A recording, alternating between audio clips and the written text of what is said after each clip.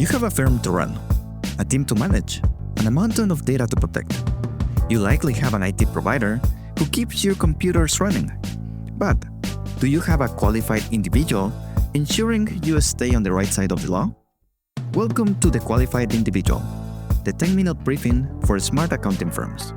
I'm your host, and I'm here to help you bridge the gap between standard IT and total FTC compliance.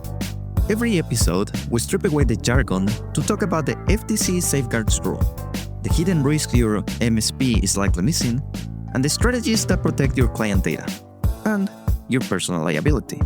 So, let's grab your coffee and let's get to work.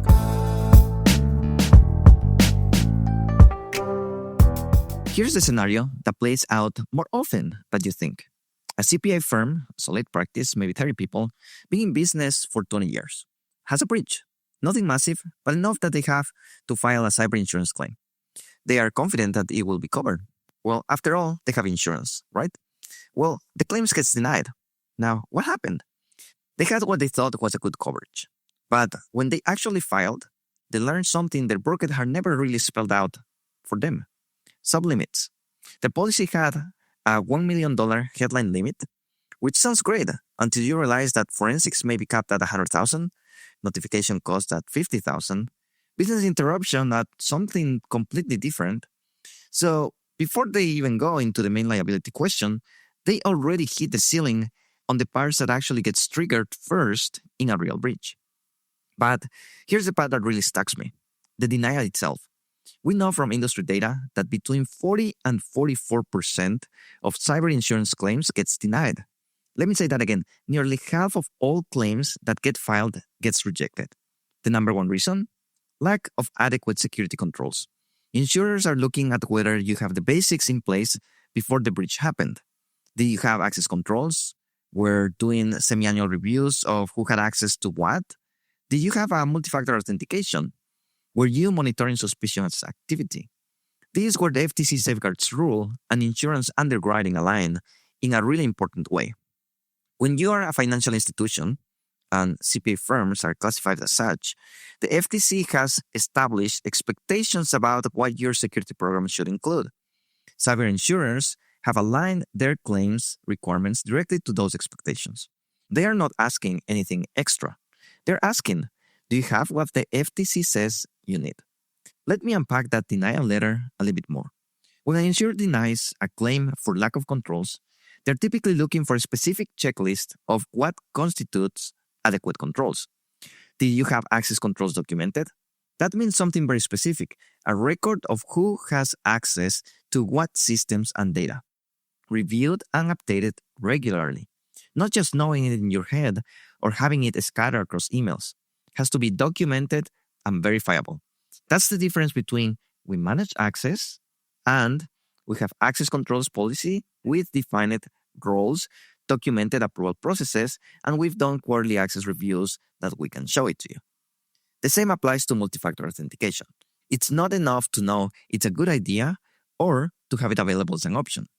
Insurers want evidence that you require it, ideally for remote access, absolutely for anyone accessing client files, banking portals, or your core financial systems. They want to see that you've made it non-negotiable in your security standards, and documentation shows when you implement it, which users and systems it applied to, and how you are monitoring compliance with it. Insurers also look at whether you have an encryption verification process. Again, documentation that you have identified where sensitive data lives and verify that it's encrypted both in transit and at rest. They want to see evidence of backup testing, not just that you have backups, but you've actually tested whether you can restore from them when you need it to. And they want an incident response plan that's been documented and reviewed, with clear procedures for detection, containment, notification, and escalation. Let me also talk a little bit more about what's not in your policy. Most cyber insurance for small to mid-sized CPA firms doesn't cover reputation management in the way it should. You've got forensics, investigation costs, notification cost, some business interruption. But what about the clients who leave after you've been notified them of a breach? Some policies will cover loss of income, others won't. The premium you are paying might look reasonably until you actually need to file a claim and discover that your coverage for what actually harms your business is much smaller than you thought. Here's what it means in practice for your firm. Insurance is the financial safety net, but is not a substitute for controls. Insurance assumes that you have reasonable controls in place. The insurer is basically betting that your controls reduce the likelihood of a large claims in the first place. If you don't have those controls, they're betting that your claim will be expensive anomaly. And, well, they will reserve the right to decline it. So, what should you be documenting right now? Start with access controls. Create a documented system, a spreadsheet or a formal access management tool that lists every employee and contractor, what systems they have access to, what data they can retrieve, and when that access was last reviewed. This isn't just a nice to have. It's something you'll show your insurer if you ever have to file a claim. This is your access control documentation and is central to your security program. The documentation doesn't have to be overly extensive or overcomplicated. For a 15-person firm, for example, a spreadsheet will be more than enough. For a bigger organization with different departments and more systems, complexities can be added up.